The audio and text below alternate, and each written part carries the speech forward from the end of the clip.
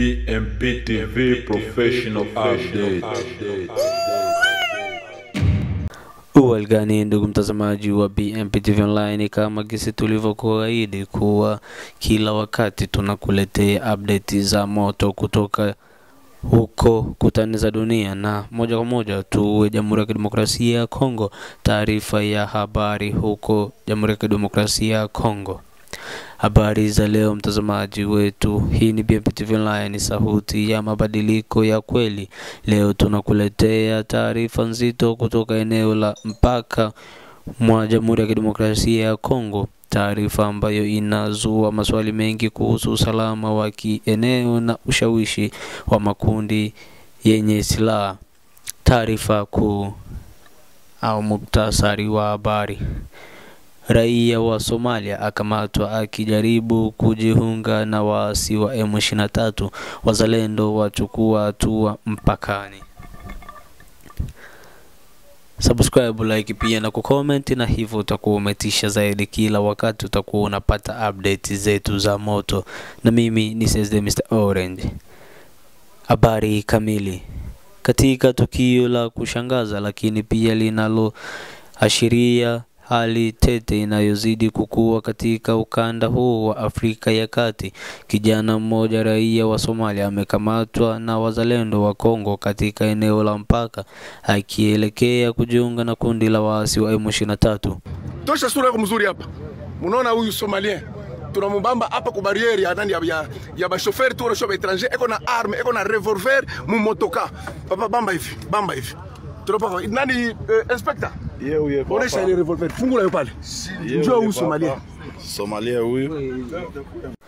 Mashuhuda wamesema kijana huyo alikuwa akionekana kuwa na msisimko usio wa kawaida, hali iliyowafanya wazalendo waliokuwa doria kumchunguza kwa kina. Baada ya mahojiano, alikiri kwamba alikuwa njiani kwenda kuungana na M23, kundi la waasi ambalo linaendelea kushutumiwa kwa kuendesha mashambulizi na uvunjivu wa amani mashariki mwa DRC. Lakini maswali ni mengi. Ni nini kina wasukuma vijana kutoka mataifa mengine kama Somalia kuingia katika migogoro ya ndani ya Kongo? Je, kuna mkono wa mataifa mengine nyuma ya uhamasishaji huu wa kisiri? Na je, tunapaswa kuogopa uwezekano wa mgogoro wa Kongo kugeuka kuwa mgogoro wa kikanda? Wataalamu wa usalama wa kikanda wanasema kuwa M23 inaonekana kuimarika si tu kwa silaha bali pia kwa ushawishi wa kimtandao, ikivutia vijana kutoka nchi jirani na hatua zile za mbali kwa hadi ya mapambano ya uhuru wa kweli au kwa sababu ya propaganda.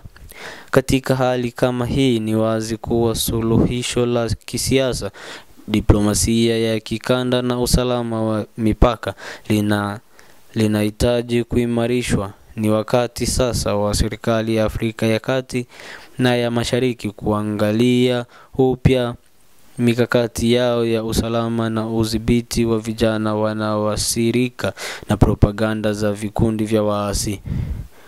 BMP TV Online inakuuliza wewe mtazamaji, je, ni wakati wa Umoja wa Afrika kuingilia kati kwa nguvu zaidi katika kusuluhisha mzozo wa mashariki mwa Kongo? Na je, vijana wetu wanawezaje kuepuka mtego huu wa kujiingiza kwenye vita visivyo vya kwao? Tupatie maoni yako kupitia sehemu ya maoni au wasiliana nasi moja kwa moja. Hili ni jambo la kitaifa na kijamii, tusikie sauti yako.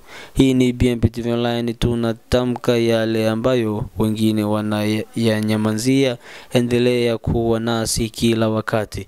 Hii ni BMP TV Online, furahia update zetu za moto. Msomaji wako alikuwa ni mimi Mr. Orange. Asante.